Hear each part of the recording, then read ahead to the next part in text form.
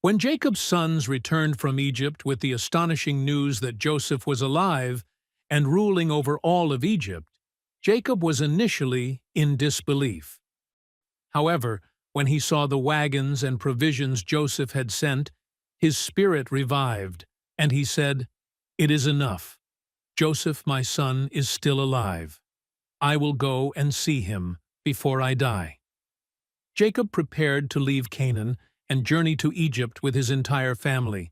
But before departing, he stopped at Beersheba to offer sacrifices to God.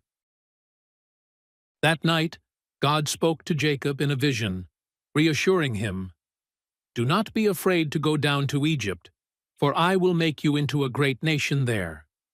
I will go down with you to Egypt, and I will surely bring you back again."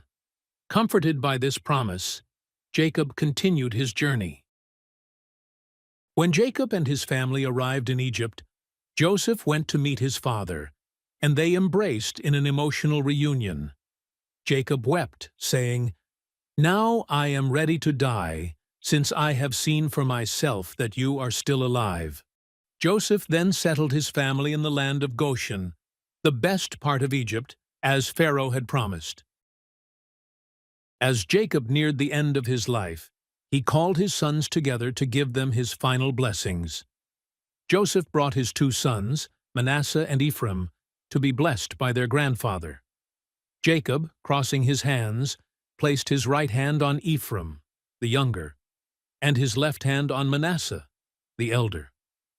Joseph tried to correct his father, but Jacob insisted, saying that Ephraim would become greater than Manasseh, though both would be blessed. Jacob then gathered all his sons and spoke to each of them, giving blessings or prophecies concerning their future. To Judah he gave a special blessing, saying that the scepter would not depart from Judah until the coming of the one to whom it belongs, a prophecy pointing to the future kingship of David and ultimately the Messiah. After blessing his sons, Jacob instructed them to bury him in the cave of Machpelah, where his ancestors Abraham and Isaac were buried. Soon after, Jacob passed away peacefully, having lived 147 years. His sons mourned him and carried out his wishes, taking him back to Canaan to be buried with his forefathers. Following Jacob's death, Joseph's brothers feared that Joseph might now seek revenge for what they had done to him years ago. They sent a message to Joseph, asking for his forgiveness, reminding him of their father's dying wish for reconciliation. Joseph wept when he received the message, and he reassured his brothers, saying, "Do not be afraid. Am I in the place of God? You intended to harm me, but God intended it for good, to accomplish what is now being done, the saving of many lives."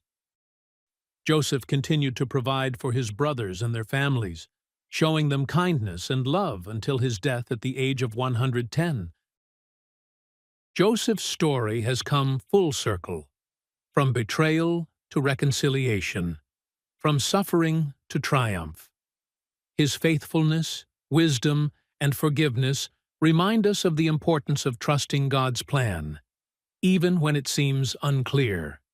As Jacob's family settled in Egypt, they began a new chapter that would lead to the fulfillment of God's promises for the people of Israel. Applications. God's faithfulness through generations. Jacob's reassurance from God that he would go with him to Egypt highlights God's enduring faithfulness to his promises. This encourages believers to trust in God's unwavering support, even when entering unfamiliar or difficult seasons. Healing and reconciliation. The reunion between Joseph and Jacob, and Joseph's forgiveness of his brothers, underscores the power of healing and the importance of reconciliation. Mending broken relationships can bring peace and fulfillment. Embracing God's plan with humility. Joseph's response to his brother's plea shows deep humility and a clear understanding that he was not in the place of God.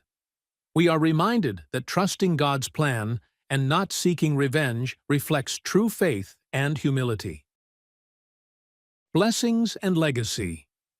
Jacob's blessings over his sons illustrate the significance of imparting a legacy of faith and encouragement to future generations. It teaches us to pass on our faith and wisdom to those who come after us. God's greater purpose in suffering. Joseph's statement, "You intended to harm me, but God intended it for good," reminds us that God can use our hardships for a greater purpose. This perspective encourages resilience and trust in difficult times, knowing that God's plan often transcends our understanding.